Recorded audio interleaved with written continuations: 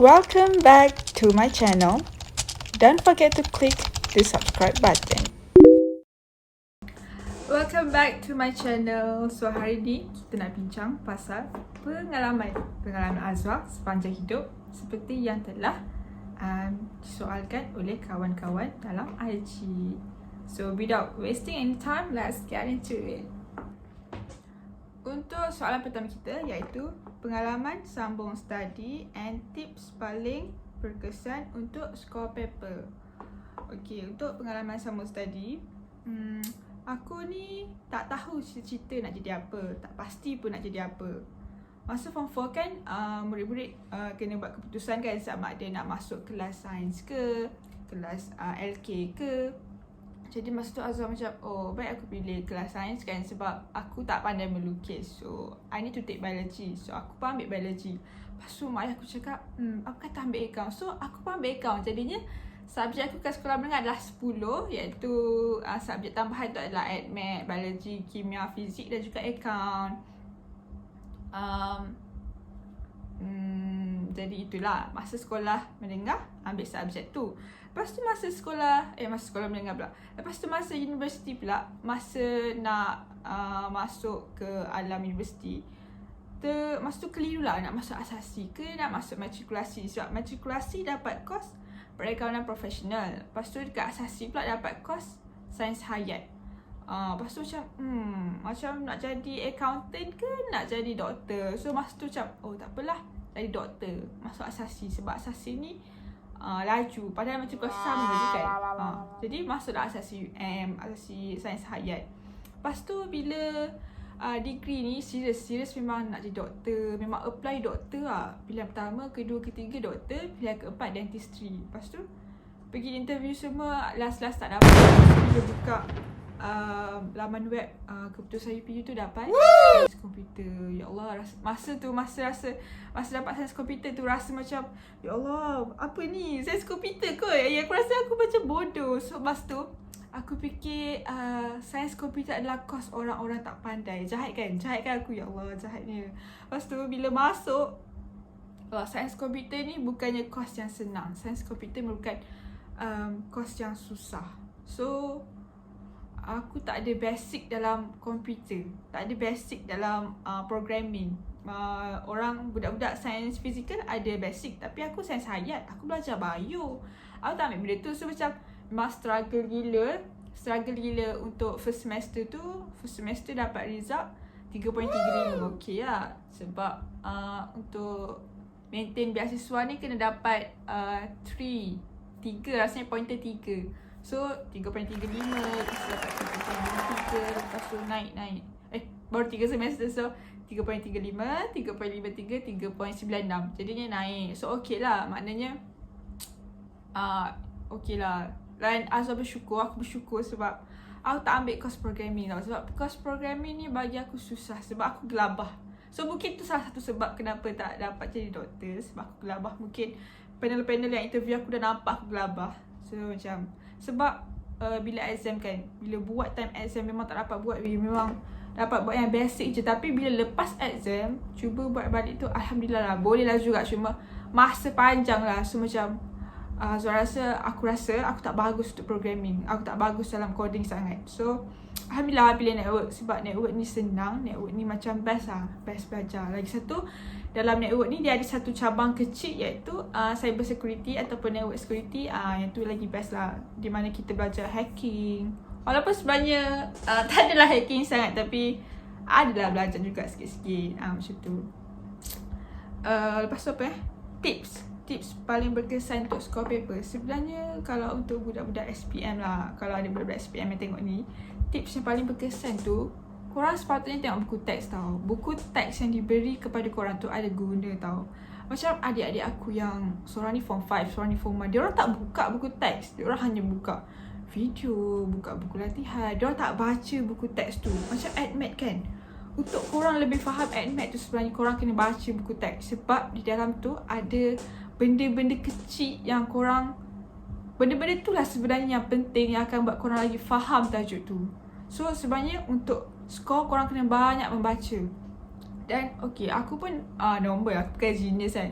So macam kalau aku tak faham satu perenggan ke satu passage ke yang memang tak faham, aku akan baca ulang dan sebenarnya memang akan faham juga akhirnya. Walaupun banyak kali baca, tapi memang akan faham lah sebenarnya.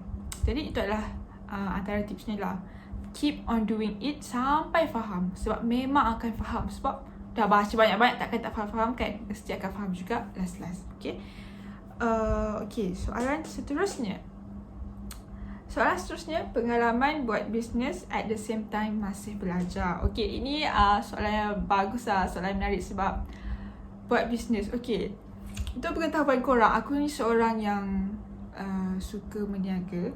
Actually sebenarnya suka dapat duit, suka pegang duit. Suka pegang duit. So macam sebenarnya dah start mula berkecimpung dalam benda ni, benda jual-jual beli ni daripada sekolah rendah lagi. Tak silapnya dari form 1 pula, darjah 1. So korang tahu kan, ada macam small memo pad tu. Untuk small memo pad tu, aku tulis lirik lagu. Padahal lirik lagu tu tak betul pun, ataupun mungkin ada patah perkataan je dalam tu. Sebab yelah, kecil je kan. So macam patah perkataan je yang buat. So aku macam okay, aku tulis lagu ikut yang aku hafal lah, bukannya ikut internet. Sebab masa tu rasanya internet tak famous lagi kot masa tu, ataupun sebab aku kecil lagi. So aku pun jual kat member aku, nama dia Amila. Ya, itu masa macam kawan-kawan berbodoh aku masa sekolah rendah tu. So aku jual kat Amila, satu memo pad tu 10 sen. So macam kita orang tinggal kat quarters tau. Sekolah kita orang depan quarters je. So bila kita orang akan pergi sekolah sekali kadang-kadang. So bila pergi sekolah, aku pun hulur lah kat dia lirik lagu tu. Lepas tu dia akan hulur 10 sen kat aku lah. Macam tu lah. So macam daripada aku sekolah rendah lagi, aku dah mula start jual beli. Lepas tu kawan aku cakap, Aku tak ingat benda ni tau, tapi kawan aku cakap aku pernah jual crayon. Aku sumpah tak ingat, tapi dia ingat. So macam mungkin lah, sebab aku memang tak ingat aku jual crayon. So dalam hidup ni aku dah jual banyak benda. Aku pernah jual kasut, aku pernah jual jubah. Tapi yang paling untung kan skincare lah. Dan second untung aku jual kasut. Kasut tu Kopi Ori grade A, AA ataupun grade 5A, tak ingat. Ataupun triple A lah. Yang tu pun untung juga. Dan skincare lagi untung lah. So macam mana, berbalik kepada soalan ni, pengalaman buat bisnes at the same time belajar. Sebenarnya korang kena ada leader yang kuat yang boleh bimbing korang untuk buat bisnes. Sebab kalau korang sorang-sorang kan, serius korang boleh macam kaya, korang boleh mamat, korang boleh leka dan korang akan tinggalkan bisnes korang. Tapi kalau korang ada leader tu boleh ingatkan korang, oh dah buat ke benda ni, oh okay minggu ni matlamat kita apa macam tu. Dia boleh lead korang, dia boleh sentiasa ingatkan korang. Sebab leader kita ni dia 100% buat bisnes. Kita ni part time business, part time student. Jadinya kita keperlukan seseorang untuk ingatkan kita. So tips untuk belajar at the same time buat bisnes, kena ada leader lah. Untuk Azwa, sebab ada je orang lain yang buat sendiri, yang tu memang lagi bagus lah sebenarnya. So bila ada leader ni, dia macam hari tu lah, baru-baru ni yang dia cakap, okay untuk 2 minggu akan datang buat macam list matlamat, 2 untuk bisnes dan 2 untuk harian. So untuk harian Azul cakap nak buat solat sunat duha setiap hari, lepas tu nak baca satu bab network setiap hari. Lepas tu untuk bisnes nak post reels and also nak belajar buat video, nak belajar edit video. Itu adalah matlamat. Dan Alhamdulillah bila buat macam tu, bila kita buat short term list untuk apa yang kita nak dapat, apa yang kita nak achieve, memang berkesan. Memang tiap-tiap hari Azwa sanggup tahan daripada tidur selepas subuh. Sebab apa? Sebab kita ada matlamat. So basically sebenarnya bila kita nak start business, kita kena ada big why. Korang tahu kan big why, kenapa korang buat business, kenapa? So korang kena ada benda tu supaya boleh push korang untuk sukses lah dalam bidang bisnes. Okay, selepas tu pengalaman dekat UM. Okay, untuk pengalaman dekat UM ni, okay, ini adalah satu cerita kelakar yang memang, tapi kelakar plus comel. Okay, aku ni seorang yang pemalu tau, tapi kadang-kadang pemalu tu hilang terus. Kadang-kadang pemalu tak ada langsung. Okay. So ada satu time ni rasa malu tu macam tak ada. Okay. Time tu adalah kelas pertama TITAS. TITAS ni saya tak ingat lah maksud dia. Aku tak ingat maksud dia apa. Tapi TITAS ni merupakan kelas kelas pertama. Okay, kelas pertama. Jadi dia banyak tau, banyak. Kelas TITAS ni kelas yang di mana budak-budak fakulti lain pun datang berkumpul di satu fak. Okay. Jadinya masa kelas TITAS ni kita orang pergi berlari-lari lah. Aku dengan Aina berlari pergi tempat yang telah dinyatakan untuk kelas tu. Tapi sebenarnya kelas tu telah tentukan tempat. So kita orang pun kejar, lari balik pergi kat tempat tu sebab kita orang tak tahu. TITAS tu dekat fak APM. So kita orang memang tak tahu APM tu macam mana. Jadi memang lambat masuk kelas. Lepas lambat tu kita orang kena duduk depan sekali. Sebab apa? Sebab kita orang lambat. Ya, korang kan macam biasa kan. Kalau datang awal pun akan duduk belakang sebab malu duduk depan kan. Jadi kita orang yang lambat ni kena duduk depan sekali. Kau bayangkan depan-depan tu. Depan lecturer kau bayangkan. So lepas tu masa kelas pertama tu kita orang kena pilih group. Kita orang kena pilih nak ada group dengan siapa. So macam okay, masa tu macam terkial-kial lah sebab tak ramai yang kenal. Sebab budak-budak daripada fak-fak lain kan.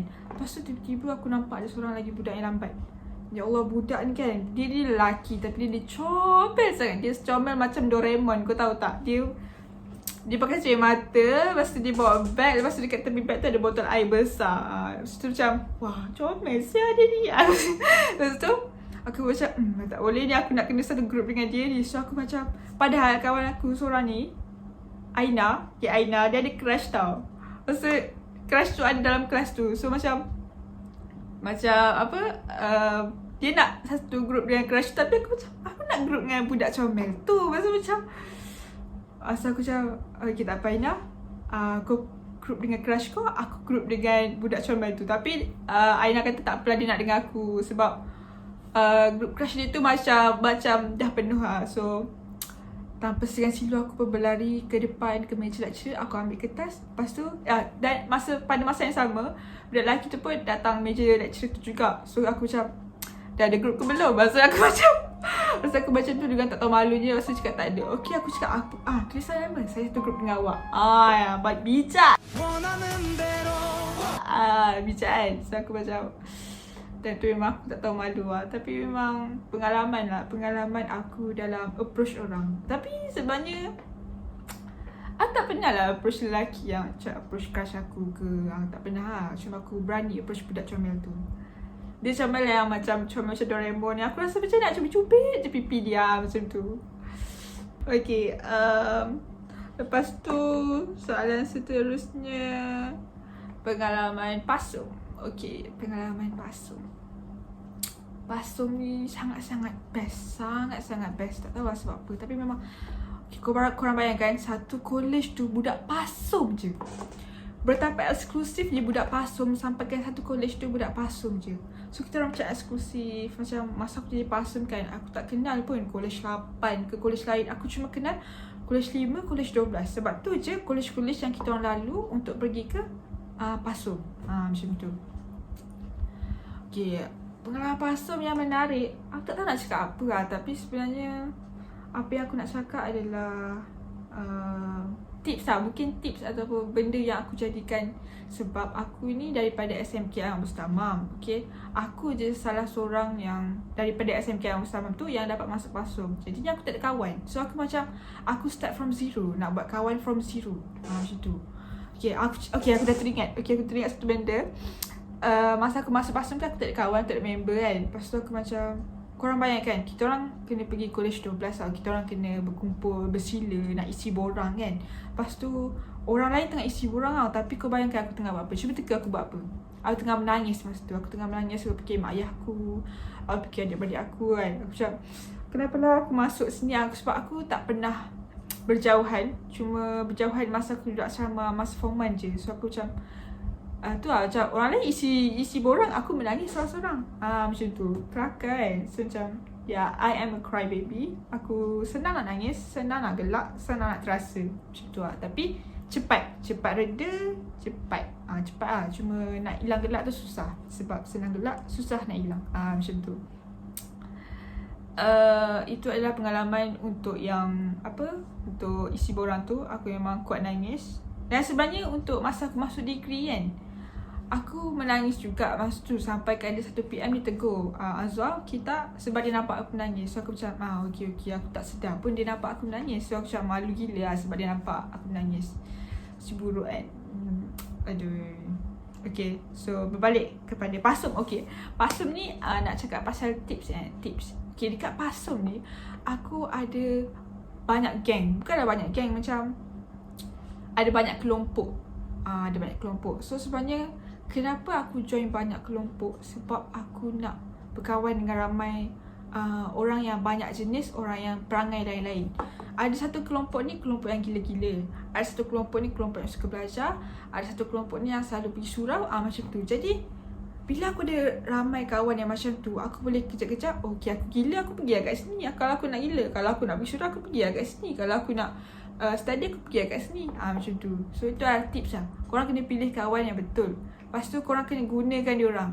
Tapi janganlah gunakan diorang saja. Korang pun kena gunakan diri korang untuk bergaul dengan diorang. Saya pula tiba-tiba kan, aku ada satu kawan tau. Satu kawan ni, dia seorang yang pendiam tau. Masa mula-mula aku duduk sebelah dia macam, kerek gila lah. Kerek gila tak nak bercakap dengan aku. Lepas tu dia macam senyap je. Tapi sebenarnya dia baik je. Dia pemalu lah kot sebenarnya. So macam bila kenal tu, selalu ajak aku study sekali. Dia adalah sebenarnya macam penarik nak study. So sebenarnya setiap kali aku masuk mana-mana, pergi mana-mana, aku akan cari orang-orang ni. Aku akan cari orang yang satu ni orang yang mungkin akan buat aku release tension. Yang ni pula orang yang akan ajak aku study. Yang ni pula orang yang akan ajak aku pergi surau. Aku akan cari kawan-kawan macam ni. Sebab macam tu lah baru kita hidup berjaya kan. Tak ada aku sorang-sorang depressed dalam bilik kan. Aku kena cari orang-orang macam ni sebab nak berjaya lah. Lepas tu aku ada juga geng-geng yang kuat sukan. Geng-geng netball macam tu. Jadi korang kalau pergi mana-mana, korang kena cari orang-orang ni supaya orang-orang ni boleh bimbing korang. Macam tu tau. Okay, dan sebenarnya aku rindu lah kat kawan aku yang selalu ajak aku study ni. Sebenarnya kan, aku macam aku tak nak lah study. Aku nak ada masa untuk aku. Tapi aku macam fikir, kalau aku tak study dengan dia, bila lagi aku nak study? Aku kena gunakan dia untuk aku study. Macam tu. Okay dah, tu sajalah kot untuk pengalaman PASUM. Sebenarnya PASUM adalah tempat yang sangat-sangat best. Jadi kalau korang nak masuk PASUM, silakan masuk PASUM. PASUM adalah tempat yang best. Korang akan dipenuhi dengan orang-orang pandai dan korang pun akan jadi pandai juga. Sebab semua orang pandai. Okay, itu sahaja untuk video kita kali ini. Jadi mungkin untuk masa akan datang Azwa akan cuba untuk jawab soalan-soalan lain. Sebab ada lagi soalan-soalan lain yang Azwa tak jawab. Sebab Azwa rasa dah lama dah kita bersembang. Jadinya jumpa lagi di video selanjutnya. Bye bye.